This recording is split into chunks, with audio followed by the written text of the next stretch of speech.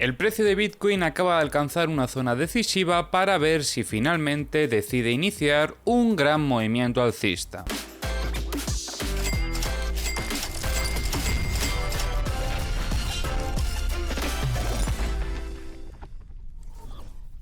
En vídeos anteriores hemos estado trabajando esta estructura operativa, donde veíamos que teníamos una limpieza en zona de mínimos y que tras esto, durante todo el fin de semana, el precio estaba lateralizando dentro de la estructura operativa. Analizábamos cómo en un inicio le costaba bastante romper esta zona de resistencia, ya que teníamos varias confluencias en esta zona operativa, y tras haber observado en repetidas ocasiones que entraba presión compradora sobre este nivel de soporte de los 67.470, finalmente el precio de Bitcoin conseguía romper esta resistencia del corto plazo, además demostrando bastante intencionalidad alcista y posteriormente consolidando con un test esta ruptura para iniciar ese movimiento alcista. Movimiento alcista que llevó al precio a romper también la zona de la resistencia de la estructura operativa, y tras esto el precio, como veis, tras una pequeña pérdida de momentum alcista, vino a consolidar la zona de la resistencia como soporte. Durante todo este movimiento alcista hemos tenido dos oportunidades operativas en compra.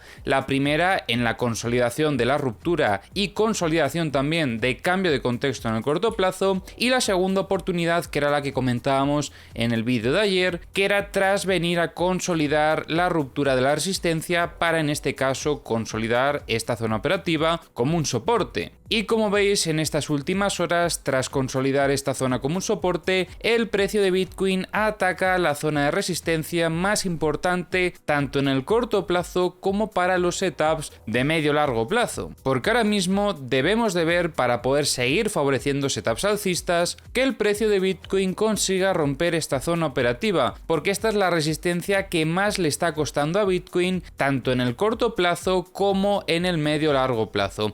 Porque como veis tenemos varias estructuras operativas más, además de la estructura operativa que acabamos de comentar, que es esta de aquí. Es una estructura interna de otra estructura de otra estructura. Como veis, ahora mismo tenemos tres estructuras operativas. De momento esta estructura operativa podemos resolverla ya, porque desde mi punto de vista ya ha dado todas las oportunidades operativas que tendría que haber dado, y de hecho a nivel operativo, para lo que es el corto plazo y para esta operativa, deberíamos de proteger ya la operativa en compra, tanto si hubiésemos entrado aquí como si hubiésemos entrado aquí, porque ha alcanzado ya el primer objetivo, que era esta zona de resistencia, ya que en esta zona operativa corremos el riesgo de que entre presión vendedora de forma agresiva y haga que el precio gire, y para evitar tener pérdidas en una operativa que ya es ganadora, debemos de protegerla, es lo más recomendable, por lo que vamos a resolver ya esta estructura que teníamos por aquí, y lo que sí,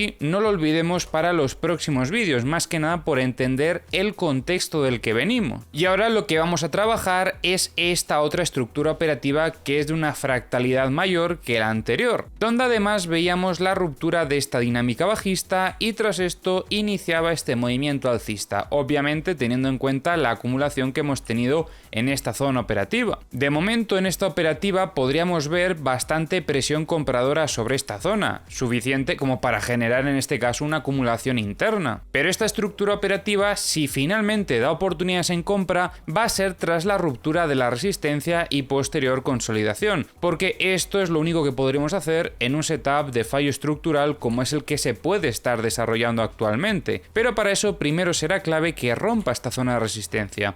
Y ojo, porque es que si rompe esta zona de resistencia y sobre todo termina alcanzando la resistencia de los 73.750, estaremos confirmando la fortaleza del precio de Bitcoin en la estructura operativa de setups de medio-largo plazo, porque como hemos comentado anteriormente, aquí teníamos una potencial sacudida a zona de mínimos, además eran los mínimos que nosotros queríamos que limpiasen, y tras esto tuvimos la consolidación. Desde aquí es donde hemos podido tener oportunidad en compra y hemos ido alcanzando diferentes objetivos durante este movimiento alcista, pero el que más nos interesa a nosotros, o el objetivo desde mi punto de vista más importante, importante para ver si podemos seguir subiendo sería alcanzar los 73.740, porque rompiendo la zona de la resistencia y alcanzando esta zona operativa estaríamos determinando que efectivamente ha habido un cambio de contexto en el corto plazo y los compradores han logrado tener el control sobre el precio. De hecho, también sobre esta otra zona operativa podíamos haber valorado compras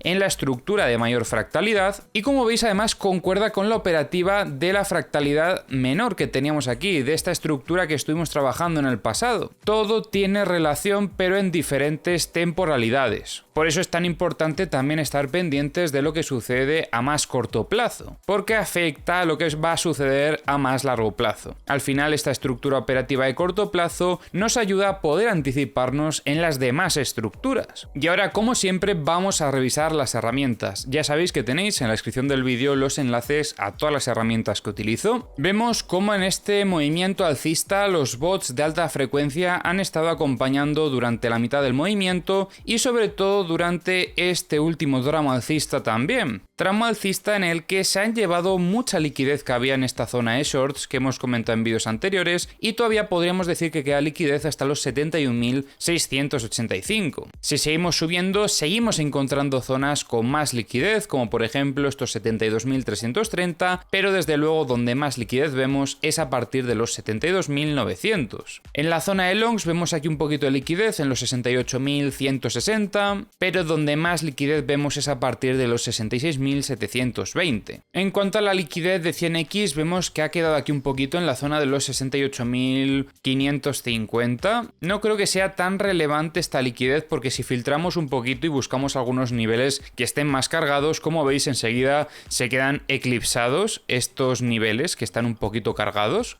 Respecto a la liquidez de 50x, la situación es diferente. Ya comentábamos en vídeos anteriores como en esta zona de los 70.880 había mucha liquidez y como veis, tras llevarse esta zona de liquidaciones que estaba tan cargada, el precio ha frenado en el corto plazo. Como siempre, estas cosas no son coincidencia. Luego tenemos aquí también liquidez en la zona de los 68.175. En los mapas de 25x también empiezan a llevarse bastante liquidez porque como veis tenemos aquí un clúster que está muy cargado, pero sigue quedando liquidez en niveles operativos más altos, sobre todo hasta los 71.655. Y poco a poco el precio se va acercando a las liquidaciones de 10x, aunque todavía le queda un poquito hasta llegar a ellas. En el multibook, durante este movimiento alcista estamos viendo cómo el precio de Bitcoin absorbe algunas zonas de venta bastante importantes. La más importante de todas es esta zona de ventas en los 71.000, que podría ser que haya sido la que ha conseguido frenar el movimiento alcista. Pero mirad esto, qué curioso, aquí estábamos viendo ventas en los 71.500, ventas que han retirado